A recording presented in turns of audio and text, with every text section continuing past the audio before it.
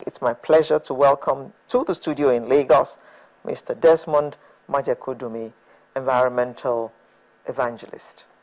Good morning. He's a very grieving and sad environmental evangelist right now, let me tell you. But work is about to start, finally. Finally, after oil extraction has been going on there for over 50 years. Mr. Majekodumi, please slow down. I also need to welcome to the program Mr. Henry Adigu, an environmentalist who is joining us from our studios in Abuja.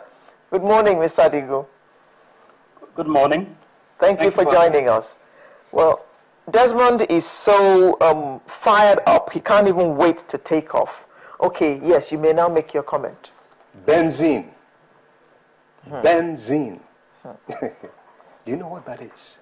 Benzene is one of the most carcinogenic products known to man.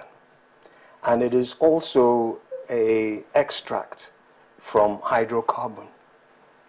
Benzene, according to that report that you just quoted, was found in one particular area called Eleme to be 900 times above the accepted safe level. Not 9 times, not 90 times. Guys, 900 times above the safe level. And it's a known, accepted carcinogenic. Benzene causes leukemia. And unfortunately, about the cancer of the bone marrow that produces white blood cells, which is leukemia, it's not that easy to observe. It's not that easily detected at first until it really sets in. The symptoms will be that the person loses resistance to common diseases. The person gets weaker and weaker. Eventually, even food that you're taking into your body doesn't produce enough healthy bacteria to take care of that food. Leukemia is a terrible disease. And this place in Eleme, 900 times is what this report is telling us. And this has been going on for decades and decades. This type of despoliation of the area. And this is just one little spot. That's why I'm a little bit grieved. My heart was broken, I must say, when I reread the report again. And I thought, you know, how can we do this to our people, the people of Nigeria? But isn't it encouraging, Desmond, that finally the president has said that something should be done about it and is actually taking steps? Well, this is not the first time that our leaders have said something will be done about the Niger Delta. At first, mind you, I mean, it's not... Are there not positive steps being taken by him in the right direction? Far more positive than the ones in days gone by, because, you know, they've been crying about this thing for many, many years. There's a gentleman of blessed memory, the great Ken Saro-Wiwa. He was blowing the alarm, and look what happened to him. They hung him. So at least, you know, things have improved a little bit, and the words of the activists have been heard, and it is very encouraging. At least we're hearing that our incumbent president, and from the reports that we heard, when the committee was meeting, because they were meeting quite recently, it was intensive, 2 days intensive meeting. They started at 7 o'clock, they ended at 9 o'clock, 2 days, and they really, really packaged this thing. So there are signs of a little bit of hope. But how about the poor people who have been subjected to this for decades in that area? The poor people who have just been lying there and waiting for something good to happen in their lives. Oh. So this is our own Chernobyl. It's even worse than Chernobyl, because what brought about Chernobyl wasn't a total dereliction of the 2 basic tenets of good governance, which is righteousness and justice. At least in Russia, you had, you know, a little bit more of righteousness and justice prevailing in their system. Not nearly as much as other countries, which we admire so much. But the fact that an area like the Ogoni or just the Niger Delta area could have been so despoiled for so long is such a total and terrible indictment on governance that has been operating in Nigeria for decades, and it's an indication that they were almost absolutely bereft of the two major ingredients that will propel a society forward, righteousness was not there and justice was not there to back up the little bit of righteousness that and might add have been conscience there. to that. Okay. Now, Mr. Adigo, the UNEP report also says that it'll take between 25 and 30 years to clean up the mess. So we're just about to start. I mean, how much is this particular intervention, how much is it going to help the situation in Ogoni land? Let's clarify. The restoration will take 25 or 30 years, not the cleanup.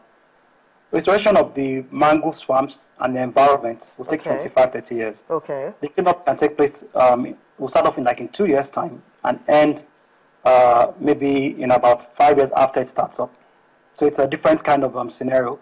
The cleanup is basically looking at taking up the from three issues. The first issue is the environmental issues, as mentioned by your guest there. Issues are benzene, hydrocarbons in the soil.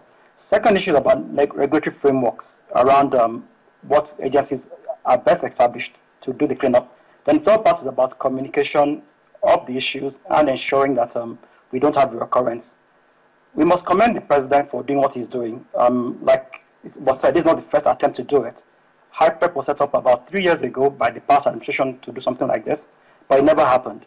The report was commissioned by the government. It came in 2011, August precisely, and the report has been a subject of so many controversies and delays.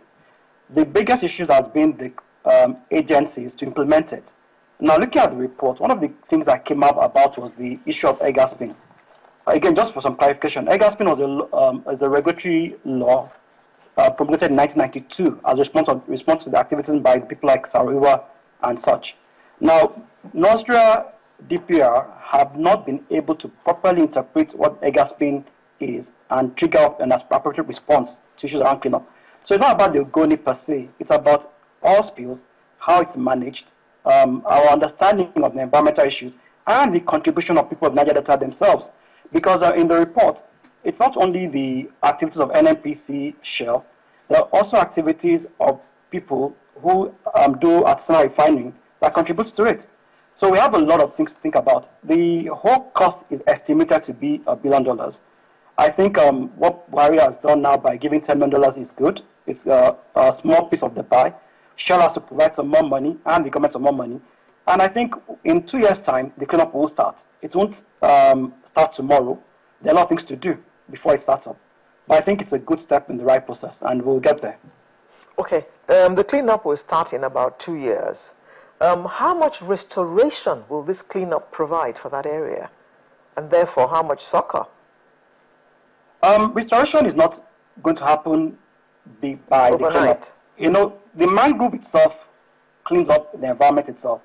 One of the issues people are not talking about is the reduction of the mangroves in the Niger Delta area. The mangroves are designed by nature to take up and soak up issues of spills from environment and such. Now, there are issues around fishing, there are issues around damage to plants, the issue around breathing. The biggest issue we'll tackle first will be the issue of drinking water for the people there. Right now, there's little knowledge about how much benzene has percolated into drinking water wells. And so I think the first step would be about getting the drinking water supply back to normal.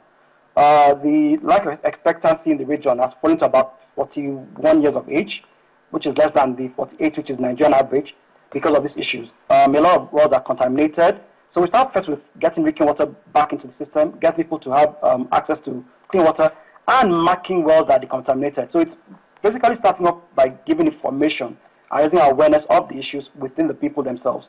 Secondly, we'll be now start the cleanup process, which will just take off the oil. Let me add again that this is not the first cleanup done. In the report, cleanups done 10 years ago were of little impact because it wasn't done properly.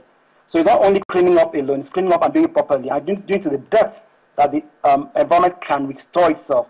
So it's the environment on the long run that will restore itself back to normal. And that's why it's going to take 25, 30 years to that to happen. So we can clean up the oil, stop the leakages. Right now, there's still a lot of leakages happening in the Delta.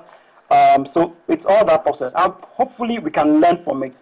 Part of the things we need to do is learn from issues and take that learning back into the development of our processes. So we need to think about how we strengthen NOSDRA, how we ensure whether it's DPR, whether it's NOSDRA that will do these issues, how we ensure that we don't do create agencies abruptly to do some things that should have been done by normal occurrences.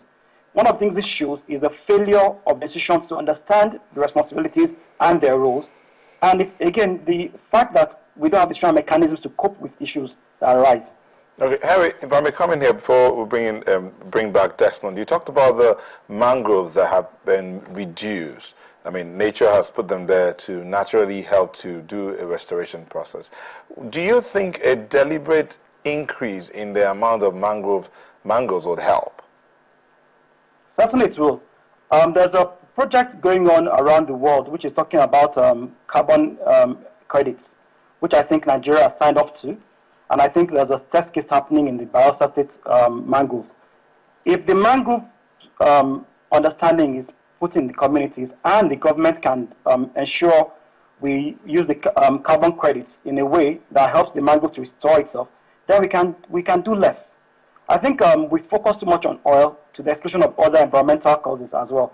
So I hope it's going to be a whole-scale action, not targeting the Ogoni alone, but thinking beyond the Ogoni communities. Think about the whole issue about restoration of the Niger Delta itself, and putting the issues of oil below the burner, and thinking more about the environment regenerating itself. So the mangroves will help, in short. Okay, Desmond, he's brought up the issue of carbon credit and how that process can help restore the Niger Delta area. But tie that in with proper cleanup. The President has given the go-ahead. He's constituted the board. There's a release of $10 million. That's about 2 billion naira. Chicken feed. It's a start. I was empty. Dear, that's not even 1/10, 1%. But at least it's a beginning. It's a beginning of the process. And possibly some of that funding should be used to create awareness of how serious and grave this problem is. But carbon credit, talked about. That's another do we have enough of it? I mean, we no, still have gas flaring down south, and that affects the amount of carbon credit we have. Nigeria is not really the wonderful bride to attract carbon credit. We've had a little bit, has come into Cross River State, what they call the Red Readiness. We had $4 million as a start-off for the readiness program there. They need to get their forest protection organized very, very well. Again, they need to get this righteousness and justice in place and governance there, because the governor of Cross River State is saying, all these forests are here, we can make money from the forest by cutting it down. There's an issue there. Carbon credit is not really the easiest thing to bring into Nigeria, but it could be. It could be and it should be.